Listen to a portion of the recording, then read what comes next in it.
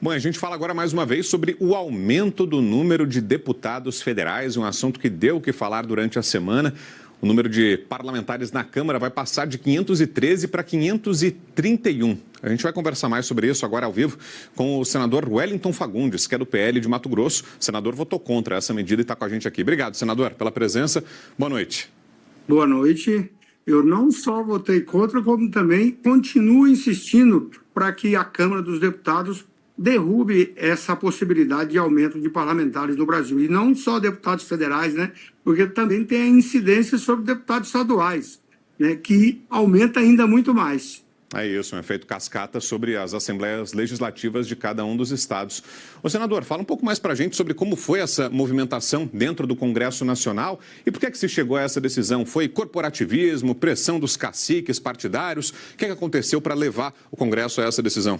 Sem dúvida nenhuma, né? Aqueles estados que iriam perder se organizaram e, claro, se uniram no sentido de que pudesse, então, arrumar uma fórmula de não perder, segundo a legislação, segundo o IBGE, essa reorganização tinha que ser feita, mas não aumentando o número de deputados, e sim readequando de acordo com o que os estados que cresceram, como no caso, Mato Grosso. É um estado que cresceu a população e até, segundo o IBGE, então a legislação teria que aumentar. E outros estados teriam que perder. E esses estados que iam perder não aceitaram.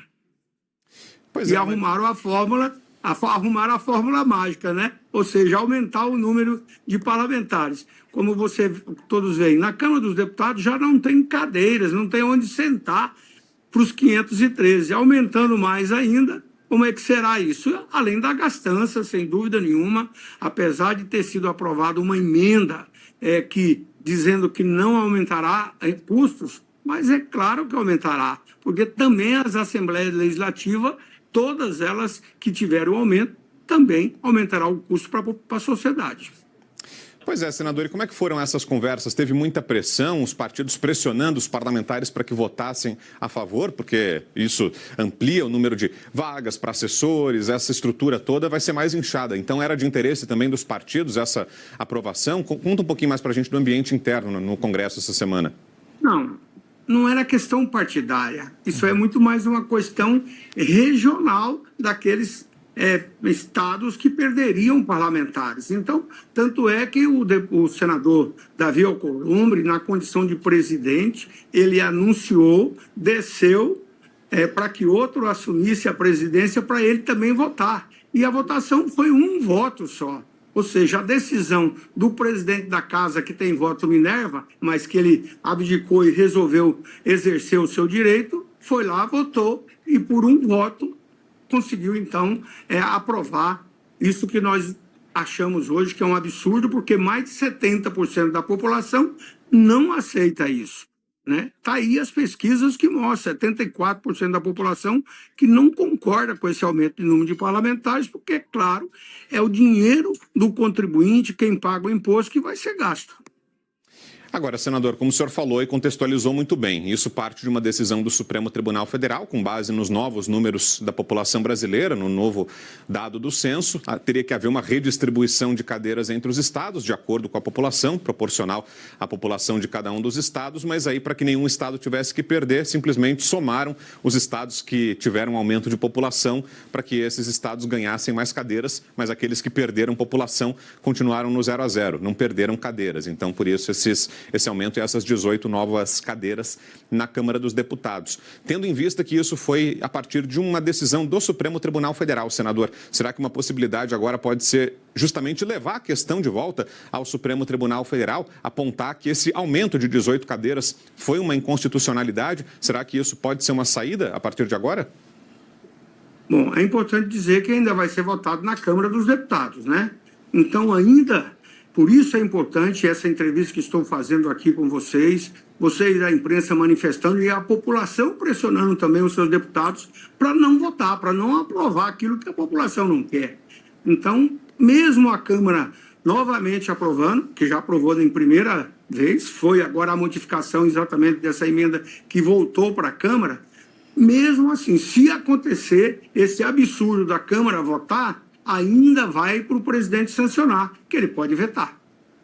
Pois é, né? E também tem isso, né, senador? A responsabilidade agora recai sobre o presidente Lula, né? Nesse momento que ele já está em um confronto com o Congresso Nacional, tem essa possibilidade no radar também, né? De veto presidencial, né?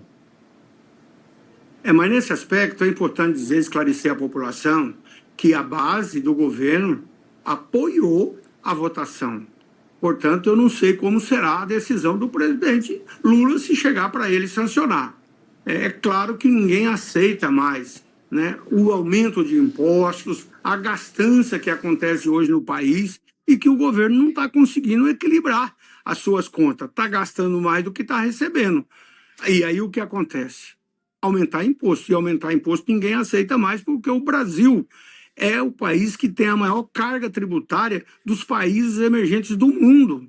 Então, por isso, a população quer o quê? O cidadão que contribui, que paga o seu imposto, ele quer exatamente uma atenção de um poder público cuidando das escolas, da creche, enfim, atendendo o cidadão. O dinheiro público, não existe dinheiro público. O dinheiro é do cidadão que paga o imposto. E esse dinheiro imposto é exatamente para que o poder público possa prestar um bom serviço ao cidadão, uma melhor saúde, e enfim, né? Por isso que causa uma revolta muito grande à população falar em gastar mais. Senador, e essa aprovação aconteceu numa semana em que justamente o governo teve uma derrota numa tentativa de aumento de imposto. O decreto que aumentava o IOF acabou sendo derrubado. E aí muita gente apontou que seria uma contradição do Congresso Nacional, que por um lado está cobrando o governo federal por ajuste de contas, austeridade fiscal, responsabilidade fiscal, corte de gastos, mas aprovou uma medida que amplia a máquina pública. O senhor vê essa contradição de fato, senador?